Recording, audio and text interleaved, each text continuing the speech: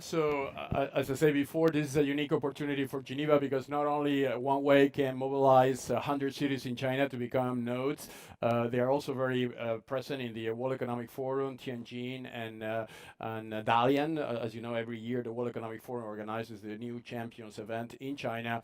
And China and Switzerland, we have a free trade agreement between both countries, and we have to use it. So there's a lot of business opportunity for Swiss companies into China, in particular if you are dealing with the integration of blockchain into concrete applications that can further improve and boost the Chinese economy and at the same time the Swiss economy.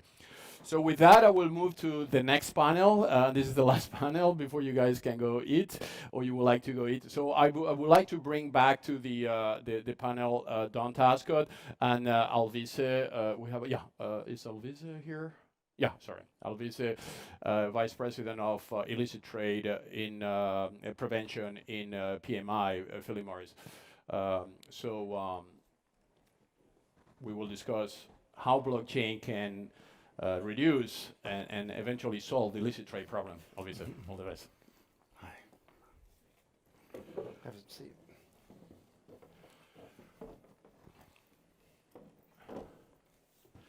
So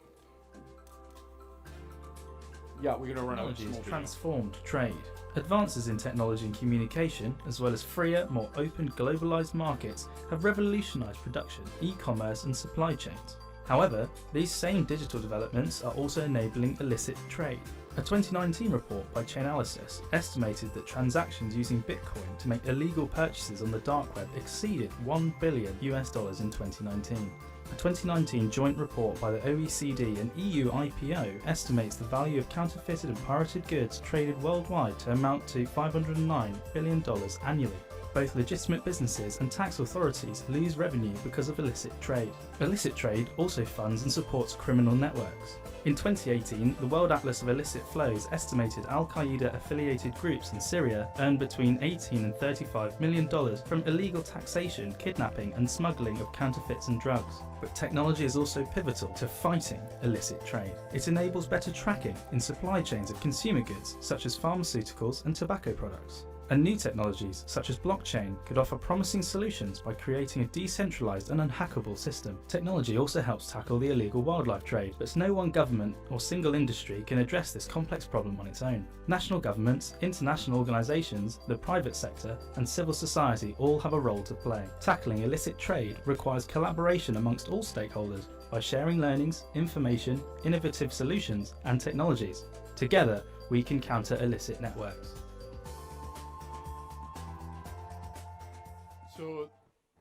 So everybody understands the importance of fighting illicit trade. I personally, in WISeKey, that's one of my major focus in the company. We have been helping watch manufacturers to reduce counterfeiting in all over the world. We produce 25 million luxury watches, but we have something like 250 million copies of them.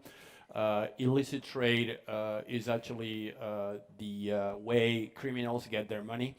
And their bank accounts are full of bitcoins now, as they get paid in bitcoins through the dark web. So the panel here today is to understand really the consequences of this very important danger for our society, as this affects everybody. And I have the pleasure to bring Alvise, a very strong expert on the subject, running a very complex industry, which is the tobacco industry through PMI. So because this meeting, it focuses regulatory aspects. How Alvise, how a company like PMI can work in this very complex regulatory framework that will, in one way, will allow you to put some norms, but in other side, you have to fight a disorganized market, and they are so effective with using the new technology, creating the problem that you are trying to solve. So some information also about you. Yeah, thank you, Carlos, for the question. Just let me start with, first of all, praising and congratulating the Geneva authorities for organizing and investing in blockchain here in Geneva. As Don mentioned, the jury is still out to elect which is going to be the center of expertise, and you said there are going to be several ones. I really think for a company like Philip Morris, who is based in the French-speaking part of Switzerland, to have this center of expertise in Geneva is something we welcome a lot. So congratulations to the Swiss authorities. The Geneva ones. Now, before coming to your question, I think the audience maybe have another question, which is why is Philip Morris a company who is in an industry which is to all standards, an old industry producing cigarettes? Why are we interested in blockchain? Why are we interested in technology? Well, the reason is pretty simple is that today, everything, and I think this is what Don also mentioned, everything is impacted by this transformation. All industries are impacted by digitalization and by new technology, and blockchain is just one of them. If you think, and I guess some of you in the audience smoke cigarettes, but some of you also use new products like electronic cigarettes or heating on tobacco, heat and not burn tobacco products. And these products have technology. They have these batteries, and the batteries are small but powerful, and they would not be possible if the iPhone and the telecom industry and the mobile industry had developed this in the last 10 years. Without those batteries, these products will not be there. Each one has a microchip. You're mentioning so many products have a microchip. People don't know it, but each of these electronic cigarettes, these heat not burn products have a microchip in order to regulate the temperature. So in order to fulfill our vision in Philip Morris, which is to stop selling cigarettes, but selling products which are less harmful than cigarettes, these new products that I just mentioned, technology is fundamental. When it comes to illicit trade as well, technology is also fundamental. In the case of the cigarette industry, you may know that all packs of cigarettes now have a unique code on the back of their pack. And this is a regulation, and this I'm linking to your question, why regulation is important. This is a regulation which the European Union passed in 2014 in order to track all pack of cigarettes, all tobacco products throughout Europe, from the producers down to the point of sale. Now, it's not using blockchain technology at that time when this directive was passed. It was 2014, and therefore blockchain was still at the very beginning, if at all. It's another technology, but it is regulation. It's important to have regulation because if you don't have regulation, then each country, each government will pass different standards or different form of regulation and process and rules. And therefore, then you will be able to track a product that goes from France to Germany or from Sweden down to Spain. And illicit trade knows no borders. In the cigarettes business, but even in any other kind of illicit trade, the smugglers know no borders. So it's important the regulation try to break these borders. And that's why regulation is important. And I'll stop here. Maybe I'll come back later on this point of regulation. Yep, with pleasure. So Don, one of my experience trying to solve that problem when I go to talk to big organizations is that they telling me data is available, but it's on silos. You know, you have each brand and has very good data on their product, but it's in silos. So that means that this data is not decentralized. It's not easy to access. How you think blockchain, in line with your last inspiring image of the bird getting together to fight the enemy, how do you think blockchain can radically disrupt that? It's a great question. So let me start by saying that I think that blockchain and even cryptocurrencies is not, it's wrong to view it as the problem. That it should be viewed primarily as a solution. Now, sure, some criminals use crypto, but you know, criminals are always the first to adopt exciting new technologies, from the automobile to the flip phone. That doesn't excuse it, but if you talk to sophisticated law enforcement agencies, they'll tell you they think crypto is a wonderful thing because it's way better than cash.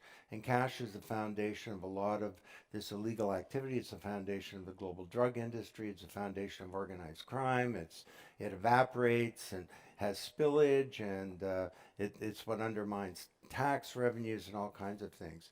Now, if you and I do a transaction using a traditional digital currency like Bitcoin, you're anonymous and I'm anonymous, but the record of the transaction is there. And law enforcement can use metadata to go in and start to identify some patterns that are interesting or problematic. There's a great TEDx talk by a woman named Catherine Hahn, who is a federal prosecutor, talks about how they use Bitcoin to get the bad guys. So that's sort of the first thing.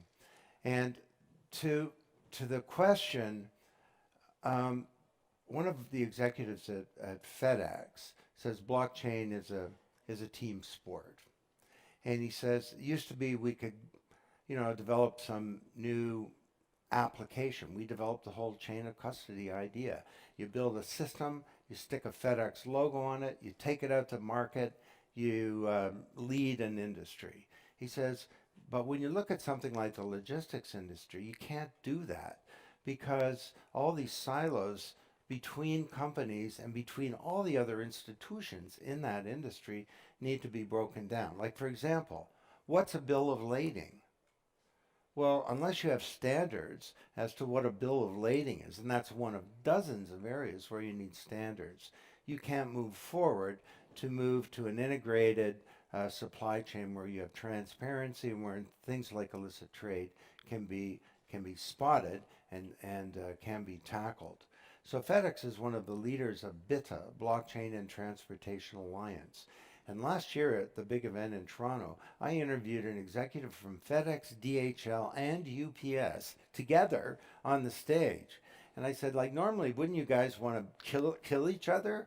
And they, like, normally we would, but they're all working together very closely to rebuild the whole industry on the idea that a rising tide lifts all boats. And if they build a better industry for customers, it's going to be a better industry for them, and they'll compete on a higher and safer and more level where there's a lot less illicit and criminal activity. Thank you very much. Alvise, for full disclosure, we're going to discuss on the PMI impact, if you don't mind, a few questions about PMI. And for full disclosure, I must say that I am a member of the PMI impact, so everybody understands that the fight of illicit trade cannot be only a conceptual fight. You have to put the resources, the mean, the money, and the will to do it. And one of the things I was attracted by the work of Alvise is the work that PMI Impact has done in fighting illicit trade where the illicit trade happens. We are talking about the triangle cities in South America, near Argentina. We are talking in so many other places, and also the collaborative multi-stakeholder approach they have to select the best startups and the best projects. Maybe you can brief us about the PMI Impact endeavor. Yeah, with pleasure. PMI Impact is a project that I did not launch, thank you, but it was Philip Morris. Philip Morris, yes. Philip Morris to launch it. Is a project which is funding private sectors, government institutions, universities, a broader number of stakeholders is financing project to fight illicit trade. And not only illicit trade on cigarettes, but illicit trade in general across all products by pharmaceutical, arms, people, and you name it. With the belief that it's all about cooperation. And if all these different industries cooperate together, if the different institutes, governments, university cooperate, then the alliance is much stronger to fight a common enemy, which are the smugglers and the organized crime, which will smuggle any product that make money. They don't care if it's cigarettes, tomorrow it can be drugs, anything that makes money, they'll smuggle. So it's really about cooperation, and it's about a public-private partnership. And going back to your question on regulation, I think really Geneva has blockchain, this excellent sense of excellence, but also the WHO, the World Health Organization, which happen both to be here. And right now there's been a treaty, international treaty, that was passed 1 year ago and entered in force 1 year ago, which is, to my knowledge, the only international treaty that is specifically targeting to fight illicit trade on tobacco in this case. And therefore it's a perfect occasion that regulations, the standards that are going to be set up worldwide to fight illicit trade by the WHO can build on the Center of Expertise which is built here on blockchain. And therefore, I think regulation is really a perfect combination. And because you're in Lausanne, the idea is to expand, obviously, to the Le Mans region, right? As we have also EPFL and many other great knowledge centers around. One question for Don: how the BRI could really effectively help through the injection of blockchain and deep tech the illicit trade problem? Because to be honest, I have been following this problem from a long time, and I was at a certain point optimist that technology will solve the problem until I realized that the people doing illicit trade, they are using technology even in a more effective way than there are people defending illicit trade, maybe with the exception of PMI and some companies that have put so many resources. How BRI could create that standard? Well, it's about leadership, and it's about there are more good people than bad people. Yes. And it's about the good people becoming knowledgeable and informed about the opportunities and challenges. And at the BRI, and you now have access to all of this, just blockchainresearchinstitute.org or .com, and you can get a case study on, say, Everledger. This was a conflict diamonds was a really big problem. This is hundreds of thousands of people died through tribal wars, terrorism, conflict of all kinds, funded by diamonds. Now with Everledger, a multi-stakeholder initiative using blockchain, this problem is pretty much solved. So the stakes and the consequences of taking action are really significant. You know, you talk about illicit pharmaceuticals. Yeah, it's a multi-billion-dollar loss for the big pharma companies, but it also kills millions of people every year. Because if you've got malaria and you're taking some kind of medication that's fake, and a lot of it is, then you're going to die. As opposed to if you were taking a proper medication where we knew the provenance and we knew that it's a valid and authentic medication, you don't die.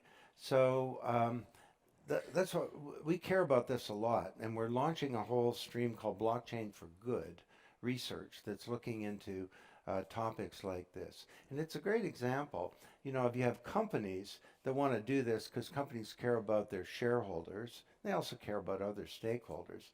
But it's a wonderful thing because you've got all of the users and all of the population of societies now that can really benefit from a much more trustworthy and legitimate world. Yeah, and I think we didn't say, but I guess PMI has allocated $100 million, right, to this endeavor. So maybe how this money is being allocated. Yeah, indeed, it's $100 million over a period of time. So far we have granted up to, I think, 60 projects so far. I've won a grant from Philip Morris for a total of $48 million. So there's still $50 million to go. It started in 2016, so ideally it will go from 2016 for, I think, for a good 10 years, so still $50 million to allocate. And clearly, being here in Geneva today with blockchain, we are, as a company, very interested in blockchain. Without going into specificity of the technology, which I'm definitely not an expert, but what blockchain does, and I think this is clear to everyone, it is building trust.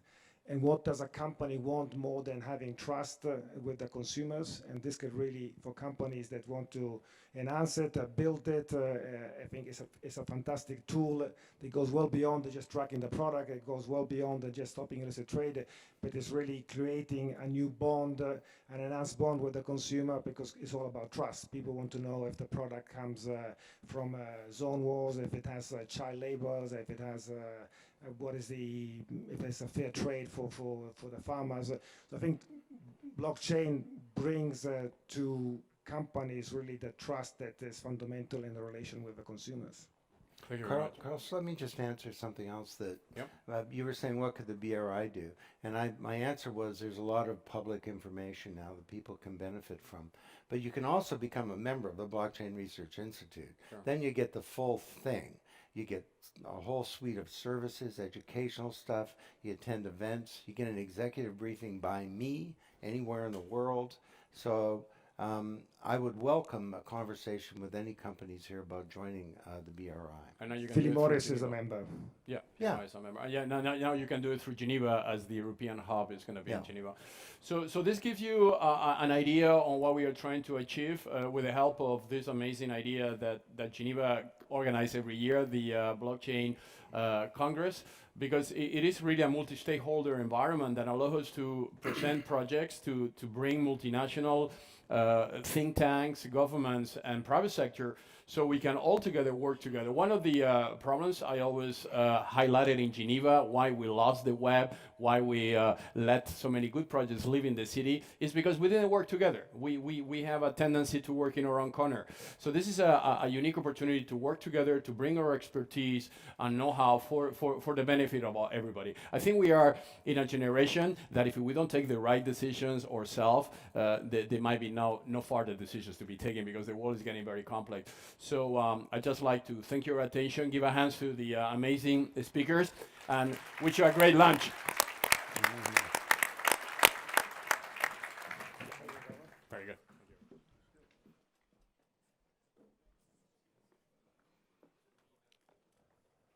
Thank you so much. Thank you so much. Thanks, Don. All right, everybody, just before you guys leave for lunch, just make sure lunch is until 2 o'clock and then the sessions start. You know all the 8 sessions, the streams that you have. Choose wisely, and if needed, you can always switch between the streams. The afternoon session runs until 6 o'clock, and at this point, thank you so much and have a great lunch.